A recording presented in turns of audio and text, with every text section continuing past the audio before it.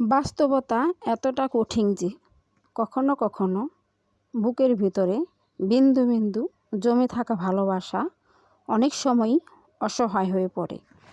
আসসালামু আলাইকুম, সবাই কেমন আছেন? আশা করি ভালো আছেন। এদিকে আমরা ভালো আছি আলহামদুলিল্লাহ। আমি সাথে একটা চলে আসলাম আরেকটি ব্লগ ভিডিও নিয়ে। তো অনেক দিন পরই এই ভিডিওটি নিয়ে চলে আসলাম। আর আজকে ভিডিওটা গ্রাম্য প্রকৃতির ভিডিও, হয়তো আপনাদের ভালো লাগবে। কোথাও স্কিপ করবেন না, ভিডিওটি জুড়ে থাকবেন আর ভিডিওটি দেখবেন। হয়তো ভিডিওটির সব দিক দেখতে দেখতে আপনাদের অনেক ভালো লেগে যাবে। তো খুবই সুন্দর, দেখুন চারিদিকে পানি আর পানি, গাছপালা ভরা সবুজ প্রকৃতির।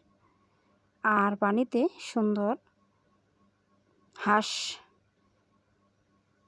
সাঁতার কাটছে, খুবই ভালো লাগছে দেখে। তাই ভাবলাম একটু ক্যামেরাবন্দি করি।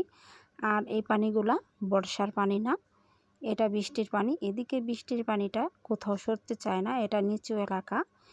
আর চারিদিক রাস্তা দিয়ে আটকানো, তার জন্য পানিগুলো জমে থাকে। আর অনেক সময় পানি থাকে, 3-4 মাস। তো খুবই ভালো লাগছে, তো ভাবলাম একটু ক্যামেরাবন্দি করে নিই। এখন দুপুরে খাবার দাবার করেছি, বিকেল হয়েছে। তো ভাবলাম একটু চকে যাই। আর আমার বাবার বাসায় আমি আছি, যেহেতু অনেক দিন পর আসছি। তো এটা গ্রাম অঞ্চল, একদম গ্রাম অঞ্চল। আর আমার শ্বশুরবাড়িও গ্রামে, কিন্তু এমন না শহর শহর। আর এটা একদম গ্রাম অঞ্চল আমার বাবা মার বাসা। তো এখন বিকেলের দিকে চলে আসলাম, আমাদের বাসার সামনেই চক। তো চকের সাইডে চলে আসছি, একটু হেঁটে যাচ্ছি। আর এটা একটা রাস্তা চকের ভিতরে। তো এই রাস্তাটা চারদিকে আটকিয়ে দিয়েছে, তাই বর্ষার পানি আমাদের এলাকায় ভেতরে ঢুকতে পারে না। যতটুকু পানি দেখছেন যে সেগুলো ছিল বৃষ্টির পানি, জমে বর্ষার মতো হয়ে থাকে। তো চারিদিকে একটু ঘুরিয়ে ফিরিয়ে দেখাচ্ছি, সবুজ সবুজ ঘাস পাতা লতা গাছপালা সবই ভরা আমার এই জন্মভূমি মা বাবার দেশে। তো এক সময় এই জন্মভূমি মা বাবার বাড়িটাই আমার আপন ছিল। সেখানে আমার সাথে খেলার মতো সাথী ছিল, আমার বান্ধবীরা ছিল। তাদের সাথে খেলতাম, তাদের সাথে স্কুলে যেতাম এবং তাদের সাথে অনেক ধরনের কথা বলতাম। আর চকে চলে আসতাম, বিকেল হলে এই চকে চলে আসতাম, অনেক ভালো লাগতো। আর এই দেশটা খুব আপন মনে হতো।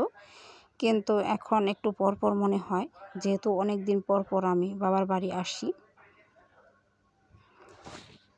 তো ভাবলাম একটু শেয়ার করি। আর এদিকে বিকেল হলে বাচ্চারা বড় ছোট সবাই এখানে আসে, একটু ঘোরাফেরা করে, ভালো লাগে। যেহেতু গরমের দিন, বিকেলবেলা এই চকে আসলে বাতাস আসে, তো শরীরটা ঠান্ডা হয়ে যায়, অনেক ভালো লাগছিল। আর চোখের সামনে এরকম একটা গাছ দেখতে পেলাম, ছ্যাঙ্গা ফুল গাছ। তো অনেক দিন ধরে দেখছি না, তো আজকে দেখলাম অনেক বছর পর। তো একটু ক্যামেরাবন্দি করে দেখলাম। তো আমি এটাকে ছ্যাঙ্গা ফুল গাছ বলি, আপনারা কি বলেন সেটাও শেয়ার করবেন কমেন্ট করে। এখন সেচি শাক তুলব। তো আমার ভাবিরা বলছে, তুমি এখন সেচি শাক তুলো, মোবাইলটা এখন রেখে দাও। তো আমি বলছি ওকে, আমি সেচি শাক তুলব, কিন্তু আমি তো চোখে দেখছি না। চারদিকে অল্প অল্প করে শাক পাতাটা ছিল। তো দেখে দেখে অল্প কয়েকটা শাক তুলছিলাম, আমি চোখে দেখতে পাচ্ছিলাম না যেহেতু অল্প ছিল। তো ভাবিরা বলছে যে আমরা তো কত তুলছি। আমি বললাম যে আপনারা তো অভ্যস্ত, সব সময় তুলেন আপনারা, আমি তো তুলি না। তো বললো তুমি দেখে দেখে তোলো। তো একটু হাঁটাহাঁটি করে তুলে নিয়েছি, অনেকটা আনন্দ লাগছিল। কলমি শাকও ছিল, কিন্তু কলমি শাকটা দেখতে পাচ্ছিলাম না, তাই শেষে শাকটাই তুলে নিলাম। আর এদিকে আমার ভাইজি ওনার আঁচলে করে নিয়েছে কিছুটা, তুলে আমি ওনার আঁচলে করে নিয়েছি, কিছু তুলে নিয়েছি। আর আমার ভাবিরা এরকম পলিথিনে করে নিচ্ছে। তো সবাই শাক হালকা পাতলা অল্প করে পেয়েছি, নিয়ে যাচ্ছি। তো এখন বাড়িতে চলে যাব, যেহেতু সন্ধ্যা হয়ে যাচ্ছে, চারিদিকে অন্ধকার হয়ে যাচ্ছে। তো বাসায় চলে আসছি আর চারিদিকটা একটু ভিডিও করছি। সুন্দর প্রকৃতির দৃশ্য, কতই না এখানে আসতাম, খুবই ভালো লাগতো।